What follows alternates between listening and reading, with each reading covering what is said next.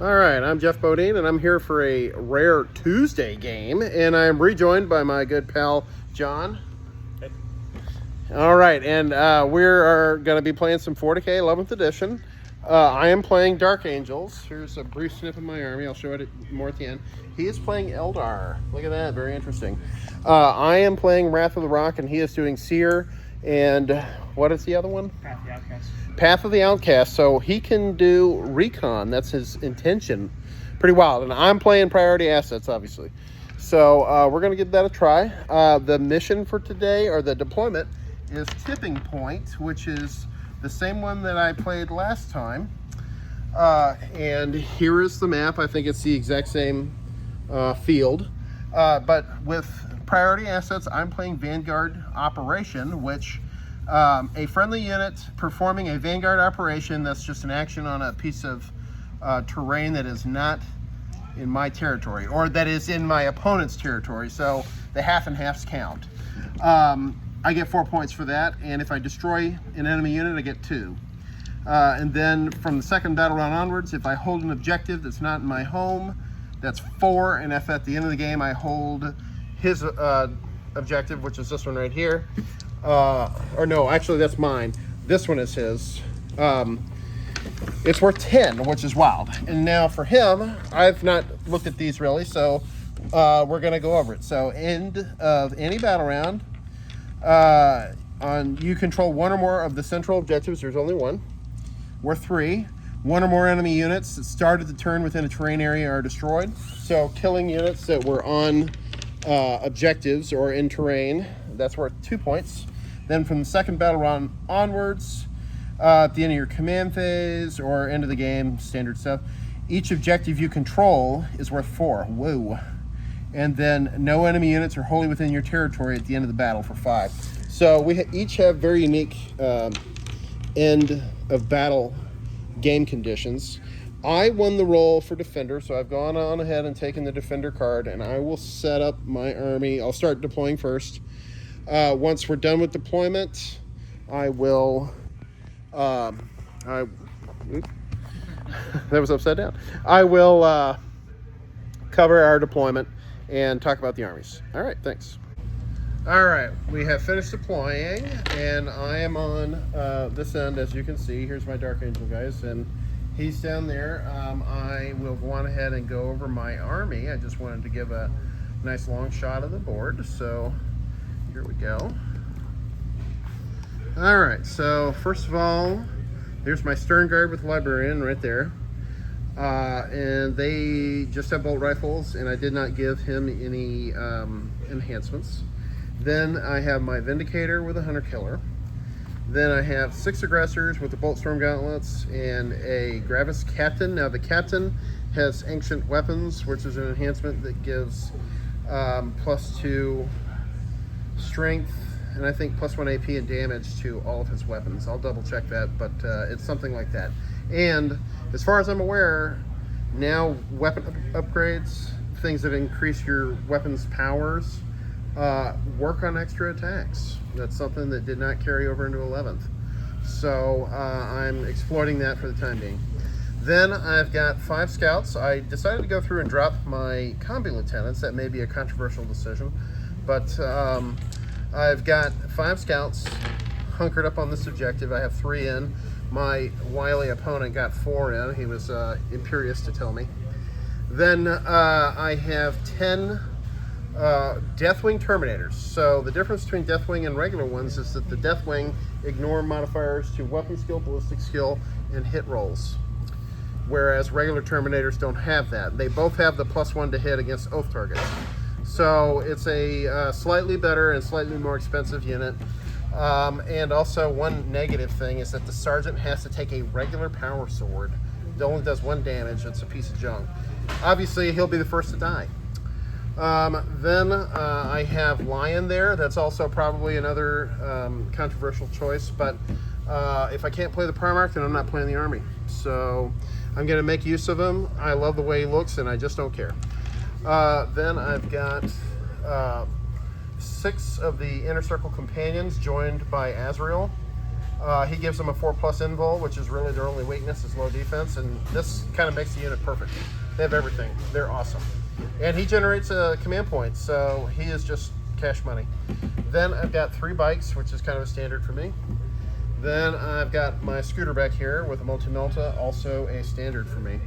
All right, so this is my army. Oh, the Terminator Ancient, one little footnote. He shows Thunderhammer Storm Shield. He's actually got a Storm Bolter and a Power Fist. I have the pieces, but they're not painted yet. So I will get them done and then get him corrected. But he's showing that, but he's actually got the gear I said. And he has an item that lets me re-roll Battle Shock and Leadership checks for any unit within 6. So it's pretty helpful. I had it in my old list, so this is actually a legacy item for me. But now I'll do my opponent's army. Okay, here's John's army. So we'll start back here with some 5 Rangers and then a Warlock Skyrunner. It's actually not a character, which is wild. He's been in videos in the past, and I think very highly of the Warlock Skyrunner. It's one of the best 45 points that any army could ever spend ever. If you don't have 3, I don't know that you really want to win. They are crazy good. Then he's got a unit of 10 of the Storm Guardians, joined by a Seer Council and a Warlock. A Warlock and a Farseer. A Warlock, a Farseer, and a Seer Council.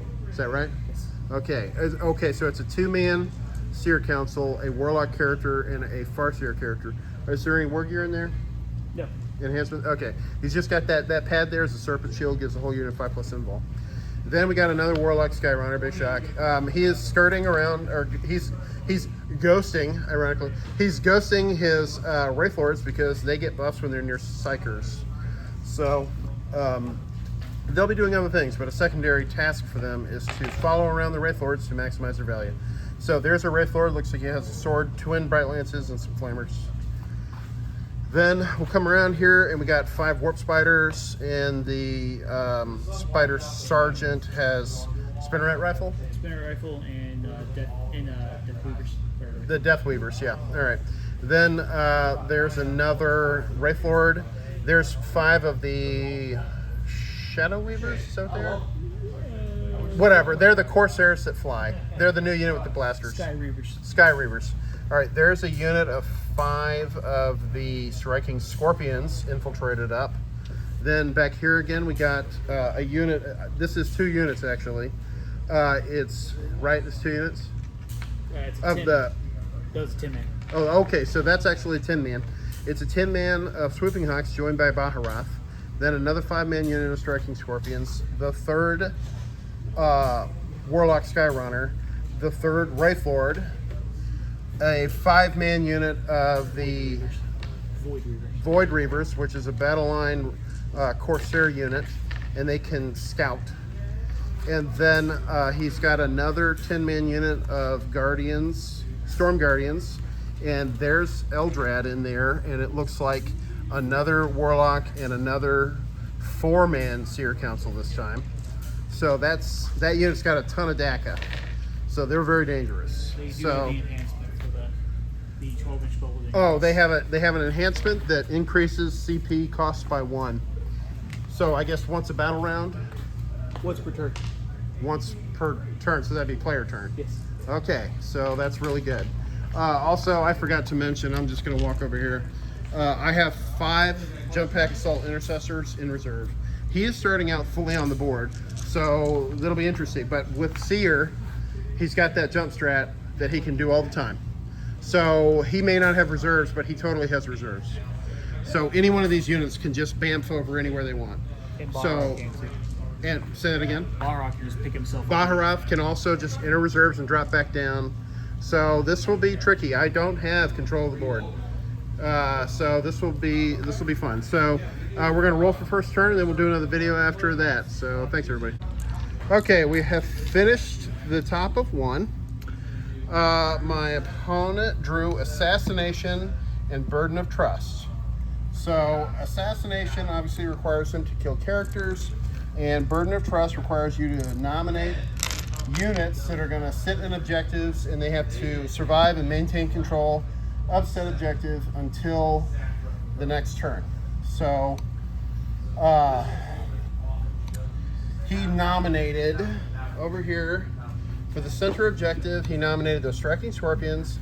His home objective, he nominated his guardian squad, and over here in his expansion objective, he nominated that Reaver squad down there. So I suspect that with the exception of the striking scorpions, that will go off. Part of his primary involves holding the home objective for 3 and then killing a unit, or no, home objective, I'm sorry, not the home, the central objective for 3, and getting the, killing a unit on an objective for 2. So he moved up his jump troops. Not an objective, on terrain. On terrain. Okay, so it's not as specific. It can be any piece of terrain. All right, he picked my scouts for death, and he moved the jump guys that were right over here up to about here, and then shot and killed 2 of them with meltas and just straight killed them. And then he charged in, and that triggered an opportunity for me to heroically intervene with my Terminators, and I made the roll. So he killed one of the scouts with his melee attacks, and then the Terminators pounded him into paste. And also ran onto the objective to snatch that away too. So Burden of Trust is still ongoing, but his primary that he could have gotten turn 1 was denied. So we're going to do my turn, and then we'll do another video. Thanks. All right, we have finished round 1. At the bottom of my turn, I drew Cleanse and Burden of Trust, same as John. Burden of Trust, I selected my aggressors, my Inner Circle companions, and my Terminators to hold these 3 objectives. So we'll see if he bothers trying to stop this. But Cleanse, you have to do an action on 2 objectives, not in your home. So I couldn't do it there. So I did it with my Stern Guard here and with Lion. And then for the primary for round 1 for me, I have to do an action on a piece of terrain that an enemy is not in. So I did my bike unit on this piece here. It is partially in the opponent's territory, so that counts. So that one completes for 4, and then I destroyed an enemy unit. Actually 2.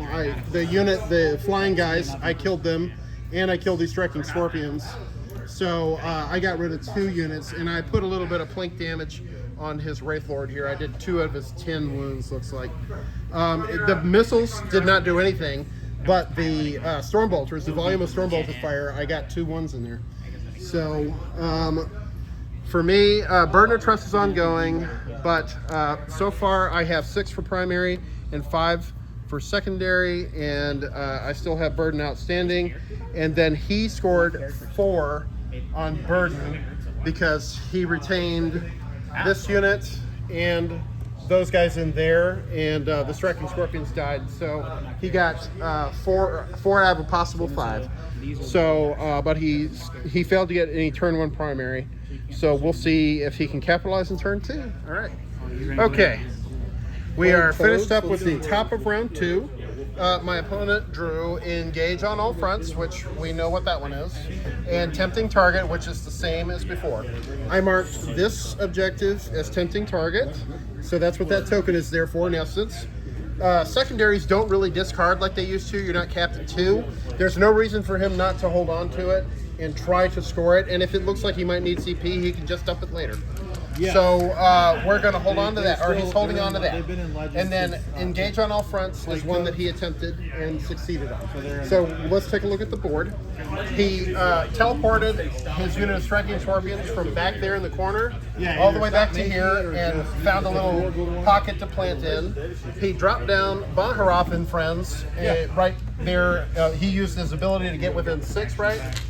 So he was within 6, dropped down next to the bikes, and I made a tactical choice to save my Terminators, and it cost me the bike. So the bikes died.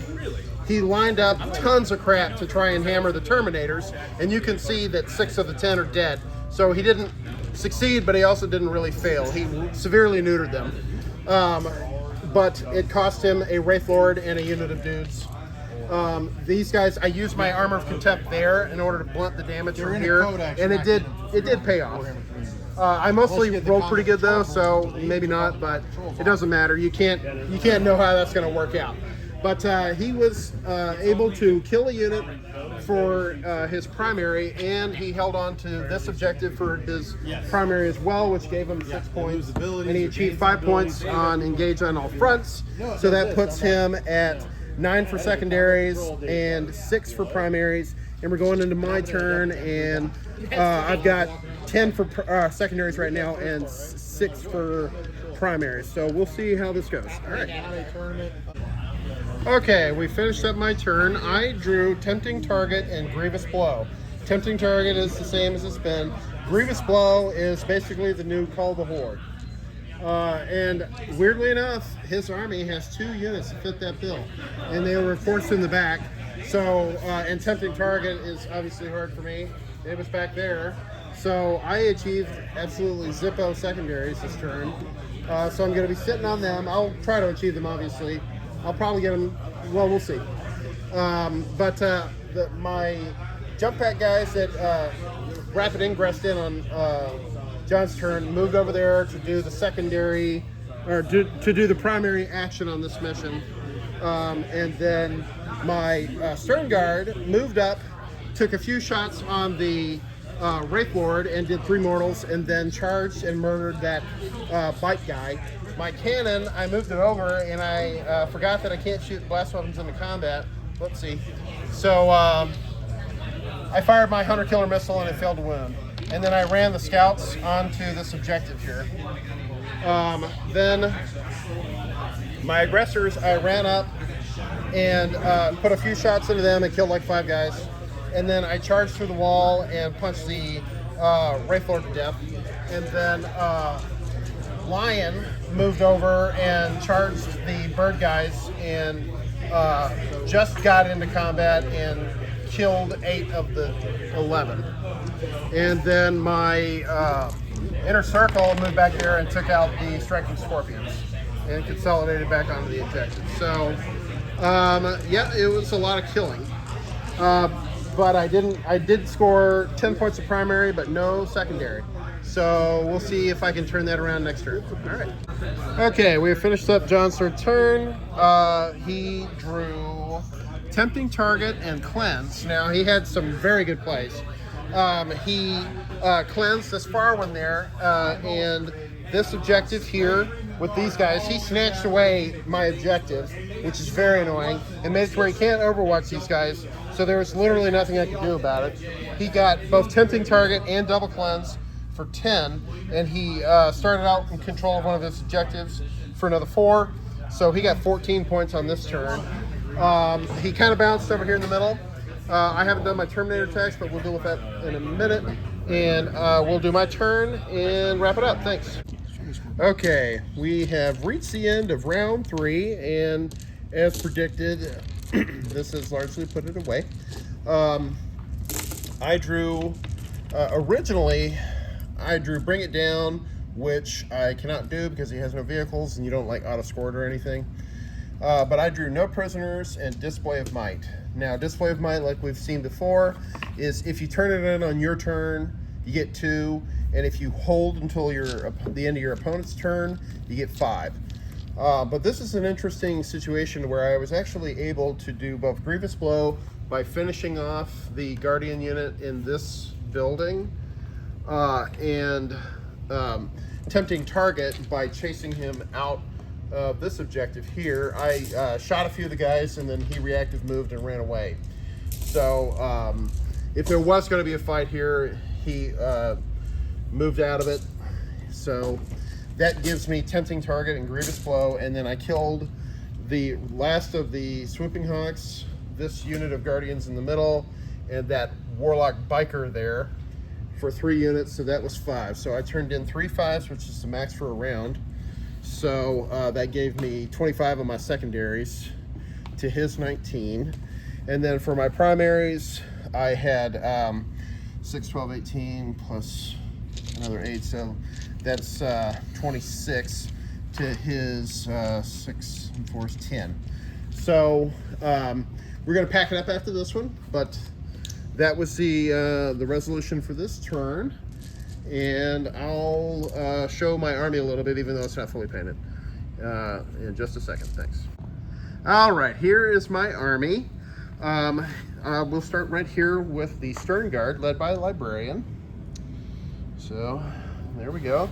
We love Stern Guard. Then here's my scouts. Very nice.